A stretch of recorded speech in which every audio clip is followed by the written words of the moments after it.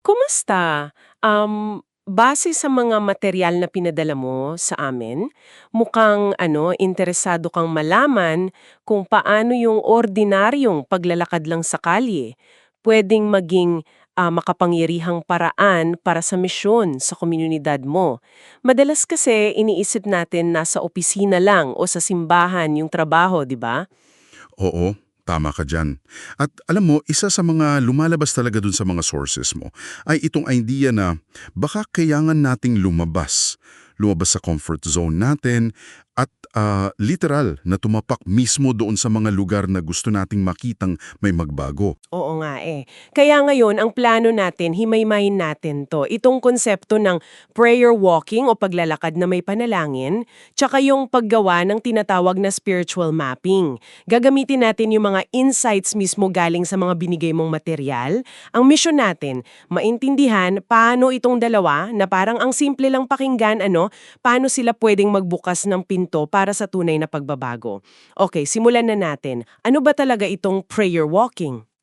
In simple terms, ito yung intentional na paglalakad mo sa isang lugar. Pwedeng isang barangay, isang kalye, o paligid ng eskwelahan habang nananalangin ka. Pero hindi lang siya basta lakad-dasal eh. Ang emphasis talaga nakitang-kita dun sa isang research mo ay yung pagiging present.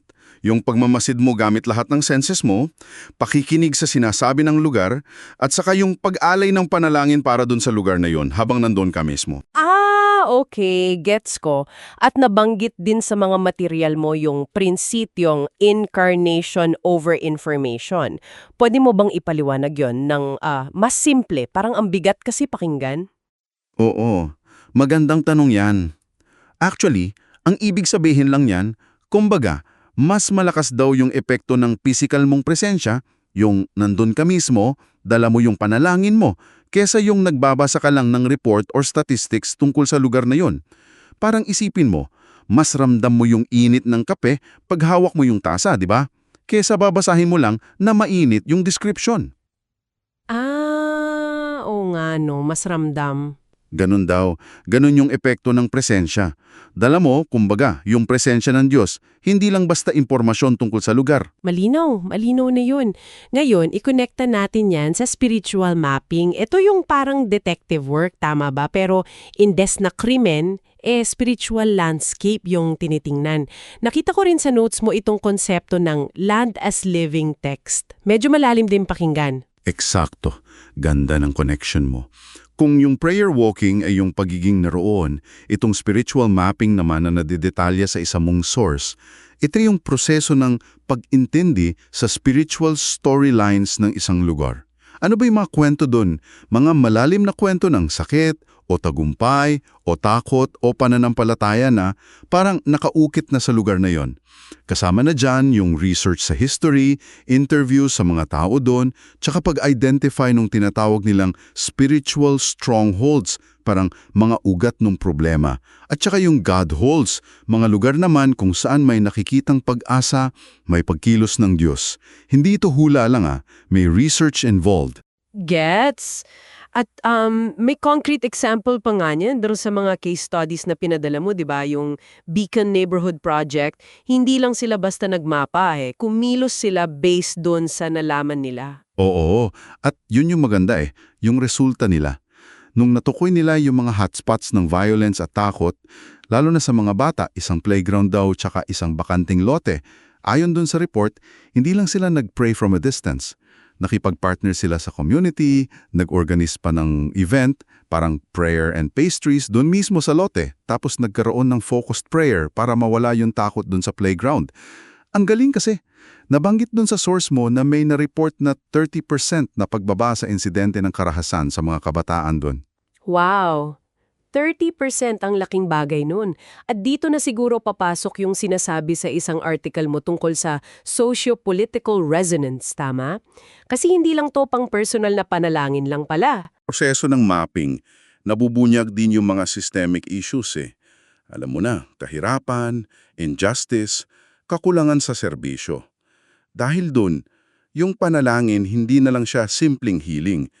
Nagiging parang mitsa siya para sa advocacy, para makipagtulungan sa mga local leaders, sa mga NGO, sa mismong mga residente para sa mas holistic na pagbabago. Galing sa dasal, papunta sa konkretong aksyon. Okay, okay. So, nakita na natin yung bakit at yung ano. Ngayon, para naman sa'yo na nakikinig kung gusto mong subukan to, paano naman? Paano isinasagawa? Based dun sa mga practical tips na kasama sa binigay mo. Simple lang ba talaga? Actually, ang sabi doon sa mga material mo, ang pinaka-basic lang daw talaga komportableng sapatos, importante yan. Tapos isang notebook o kahit phone lang para makapag-record ka ng mga nakikita mo, narinig, naisip at mga panalangin. At syempre, pinaka-importante, bukas na puso't isip. Open ka dapat sa kanya. May mga mas specific practices pa nga nabanggit yung Urban Lectio Divina. Urban Lectio Divina. Ano yun? Parang meditation habang naglalakad? Medyo ganon. Ito yung parang pakikinig mo sa salita ng Diyos, pero hindi ka lang nasa loob ng kwarto. Habang naglalakad ka sa kalye, hinahayaan mong yung kapaligiran mo mismo yung magbigay ng konteksto dun sa binabasa o pinagdinilayan mong verse. Interesting, di ba? Oo nga, kakaiba. Tapos may isa pa, yung atmospheric check-ins. Ano naman yun? Eto tool lang to. Para mas maging mindful ka sa feeling ng lugar. Simple lang. Habang naglalakad ka, i-rate mo lang sa isip mo, 1 to 10 siguro, gaano kabigat o kagaan yung pakiramdam mo sa atmosphere dun sa parteng yon. Nakakatulong to para matukoy mo kung saan siguro kailangan ng mas focus na prayer. Para ba sa peace, para sa hope, o para mabawi yung parang espiritu ng takot o lungkot. Paraan lang siya ng pagiging mas sensitive sa hindi agad nakikita. Okay, so ang bottom line pala, yung pagsasama nitong dalawa, yung paglalakad at yung pagmamapa, hindi sila dapat hiwalay na ginagawa. Oo, yun yung ganda magkatuwang sila. Yung paglalakad, binibigyan ka nun ng perspective na on the ground. Yung ramdam mo talaga. Yung mapping naman, binibigyan ka ng wider view, ng strategy. At siguro, ang pinaka-key takeaway mula sa lahat ng sources mo, yung panalangin dito, hindi siya last option. Hindi siya yung pagwala ng magawa. Dito, siya yung simula. Siya yung pundasyon. Siya yung gabay ng lahat ng pagkilos. So ano ngayon ang ibig sabihin ng lahat ng ito para sa iyo na nakikinig? Itong pinag-usapan natin tungkol sa prayer walking at spiritual mapping, based sa mga material mo, nagpapakita to ng ibang paraan ng pagtingin sa misyon. Isang paraan kung saan yung presensya mo, yung pakikinig mo, yung panalangin mo, yun yung nauuna. Hindi lang yung mga plano at programa na nakasulat sa papel. Bawat kalye, bawat kanto dyan sa paligid mo, posibleng maging lugar para kumilos ang langit. At siguro, iiwan namin sa iyo itong isang tanong para pagnilayan mo. Ano kayang isang kwentong nakatago, isang unseen narrative dyan mismo sa community mo, ang posibleng mabuksan kung ikaw mismo ay maglalaan ng oras, lumakad, makinig at manalangin ng may ganitong intensyon? Anong pagbabago kaya ang pwedeng magsimula kapag sinubukan mong tingnan ang lugar mo sa paraang nais ipakita sa iyo ng Diyos gamit ang mga mata ng pananampalataya at mga paang handang humakbang papalabas?